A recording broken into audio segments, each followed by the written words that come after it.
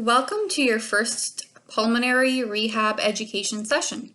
Over the next several weeks, you will be learning about all the different facets of having COPD. As you go through each video, if there is something you don't understand or something you have further questions on, make sure to write it down, and when you speak with your respiratory educator or your healthcare provider, you can discuss them at that time. Today, our objective will be to establish what COPD is and what it means if you have it, how it is diagnosed, what causes it, what its signs and symptoms are, what are some common triggers, and what are flare-ups or lung attacks. And over the next few weeks, we'll learn about all the things you can do to be able to enjoy a great quality of life despite having this disease. So first, we're going to talk about how the lungs work and function. So we breathe in air, which contains oxygen, through our mouth and our nose. It goes down the windpipe, which is also called the trachea, and it's seen in the picture there as the middle airway. And from there it branches into either the right or the left lung. Those two main branches are called bronchi. And those bronchi, as you can see in the picture, divide into several thousands of smaller airways that resemble tree branches. At the very end of all those tiny little airways are little sacs that look like grapes, as you can see in the picture on the right. This is what transfers the oxygen across a very thin membrane into the blood, which is delivered to all the muscles and organs around the body. In exchange, the blood brings back carbon dioxide, which is a waste gas that the body produces. This carbon dioxide then travels backwards up through the lungs, up the trachea, and out the mouth or nose, and this is what we exhale. So what exactly is COPD? It stands for chronic obstructive pulmonary disease. Chronic means it progresses or gets worse slowly and is lifelong. Unfortunately, once the damage is done, there is no way to reverse it. Pulmonary means it involves the lung, and the term obstructive describes the airways of the lungs. It implies that they are blocked by something, whether it be mucus, damaged walls of the airways, or constriction of the airways. You may have heard of COPD being referred to as chronic bronchitis or emphysema. We will go further into detail on each of these in a few slides. The reason us respiratory therapists spend so much time educating people like you about the disease is because it is one of the leading causes of hospital admissions in Ontario. But many of those trips to emerge could potentially be avoided by being able to manage the disease on your own and identify when you are having a lung attack early enough to avoid those repeat trips to emerge. So now let's discuss the differences between chronic bronchitis and emphysema. Both are considered to fall under the COPD umbrella, but have different presentations. Chronic bronchitis has that word chronic in it again, which, if you remember from before, means long-term. Chronic bronchitis is characterized by a long-term cough with phlegm or mucus production. The airway walls become inflamed, as shown in the picture on the right. You'll see that the wall is very thick compared to the left, which is normal size. So the inflammation that's causes the swelling, and this also produces excess mucus. The muscles that wrap all the way around the airways also tighten, which you can see on the right. Those red rope-like things that go around, they cause constriction of the airway. So between the thick phlegm, the swelling of the airway, and the constriction from the muscles, there's very little room for air to get through those airways. As you can see, that hole is quite small compared to the normal airway. This struggle to get air through results in the feeling of shortness of breath and excessive coughing. Often, once the mucus is cleared by coughing, people feel much better. Emphysema is characterized by damage to the lung tissue and those little sacs at the end of the tiny airways, the grape-like structures that we talked about earlier. Over time, they lose their stretch. So a normal lung will have some elasticity, so it will open and snap back closed, similar to that of blowing up a balloon. So when the stretch is no longer, they have a hard time to exhale all the air out. Think of the loss of elasticity like a plastic shopping bag. There's no recoil to empty the air out compared to the balloon, resulting in air getting trapped inside. Air trapping may result in you always feeling tired or easily getting short of breath. Also, since the small air sacs are damaged, oxygen has a hard time getting from the lungs into the blood, which results in low oxygen levels in the body. Often those with advanced emphysema will end up on supplemental oxygen for this reason. So this slide just kind of represents what I was talking about. With the balloon, you have some nice elasticity, so when you blow it up, it stretches, but then when you let the air out, it snaps back closed and empties by itself. The shopping bag has no elasticity, so the air that's in it basically stays in it, and you have to really push hard on the bag in order to empty all the air out. So think of those as your lungs. So people with emphysema will complain of shortness of breath with exercising and with daily activities because of this. So now we'll kind of discuss how COPD is diagnosed. There's only one way to diagnose it, and it's by doing a spirometry test, as the lady is in the picture. You will most likely all have had one of these at this point. This is a breathing test that measures different ways your lung functions. Your doctor may suspect you have COPD based on your symptoms and history, but having a spirometry is still the only way to confirm the diagnosis and help evaluate what stage the disease is at. We can categorize the stages as mild, moderate, or severe based on the numbers we get from the test. What causes COPD? Yep, you guessed it. The number one cause of COPD is smoking. Quitting smoking is the only way to slow down the progression of the disease. This is why, if you get diagnosed early enough, you can attempt to quit sooner and lessen the overall disease burden.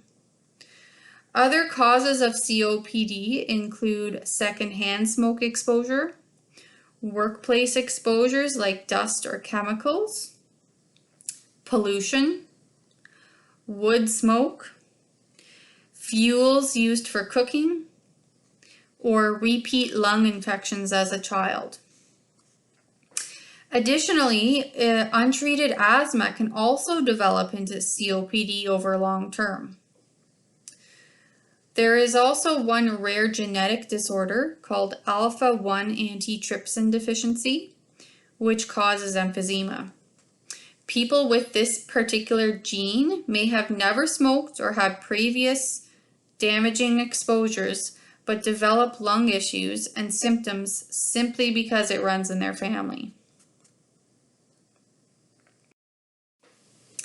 So like I've mentioned a few times now, this disease develops quite slowly, and this is why we sometimes refer to it as the creeping disease.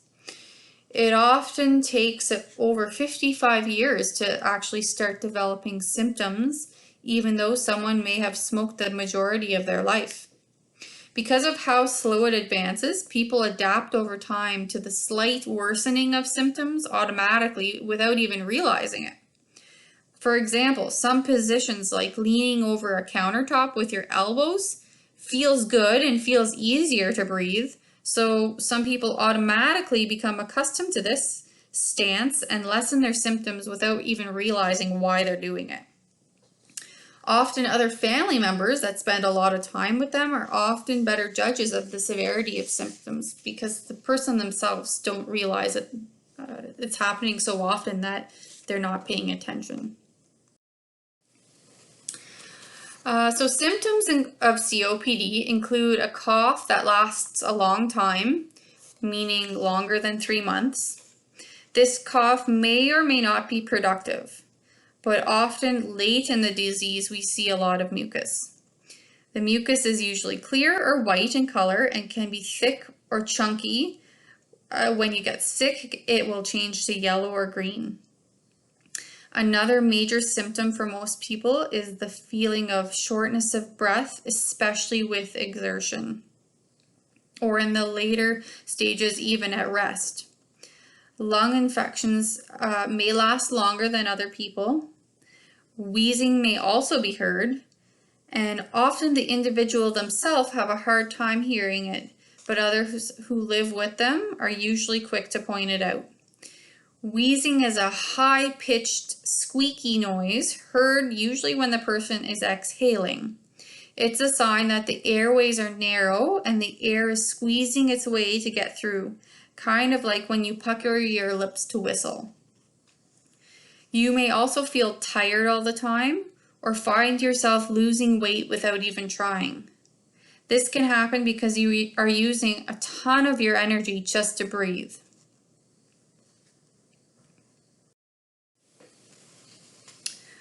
With COPD, we often discuss triggers. Triggers are things that make your COPD symptoms worse or cause a flare-up. They can be different for everyone, so it's really important to identify what yours are so that they can be avoided if possible. Some common triggers include cigarette smoke, humidity, cold air, strong scents, anxiety, and respiratory infections, just to name a few. If pollutants are a trigger for you, you may want to deal with this by avoiding those who smoke, staying in well-ventilated areas, staying out of the city on very humid days to avoid the smog, or check the air quality index on the weather, and if it's high, stay at home. If emotions like anger or anxiety are triggers for you, sometimes it helps to talk about what's bothering you to others. There are also breathing and relaxation techniques that will also be helpful in these situations. So you can consider practicing pursed lip breathing or diaphragmatic breathing. Don't worry if you're not sure what these are. We will discuss them in an upcoming education session and explain how exactly to do those things if you don't already know. If changes in temperature cause worsening of symptoms for you, there are some tips that may help. If cold air causes you issues, consider wearing a scarf that covers both the nose and the mouth. So this will ensure that when you walk outside, the air you're breathing in is warmer and somewhat humidified and not providing such a shock to your airways, which then kind of collapse in on itself with that cold air. If humidity is a problem for you, on days where it's very humid, stay inside, don't exert yourself a lot, stay hydrated by drinking lots of water, and if you don't need to go out, just stay in. If you do need to go out, wear some light clothing and a hat, and just take it easy, don't overexert. And if respiratory infections are a trigger, which usually they're a trigger for most people with COPD, we want to protect ourselves from getting sick as much as possible. So there are a bunch of things that we can do to help accomplish this. First, you want to stay away from those who are sick. Avoid public places as much as possible, especially in flu season. Wearing a mask in public, which is now becoming a regular thing for us, might help. Some people are having issues wearing masks. They're finding it harder to breathe with it, so depends on what you can tolerate. If you can't tolerate a mask, you can consider purchasing a face shield for some protection. Make sure you're washing your hands often, getting your annual flu shot, and if you haven't already, talk to your healthcare provider about getting the pneumonia vaccine.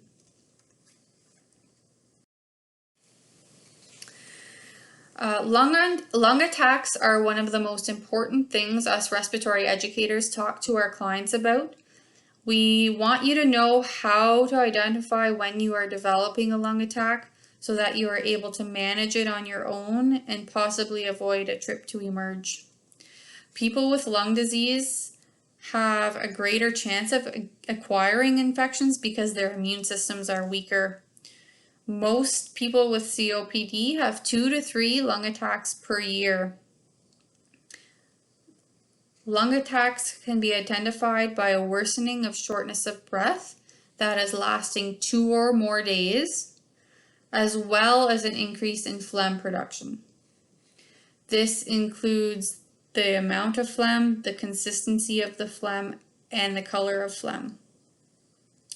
Lung attacks or flare-ups are often treated with your regular inhalers, including your rescue inhaler, oral steroids such as prednisone, and antibiotics. Additional oxygen is sometimes required as well. It's important to note that not all lung attacks are infections. Just being exposed to some of those triggers we talked about earlier could aggravate the lungs and send them into a tailspin. As part of the lung health program and your pulmonary rehab program, you should or will be developing a COPD action plan with your respiratory educator to help with the management of these flare-ups.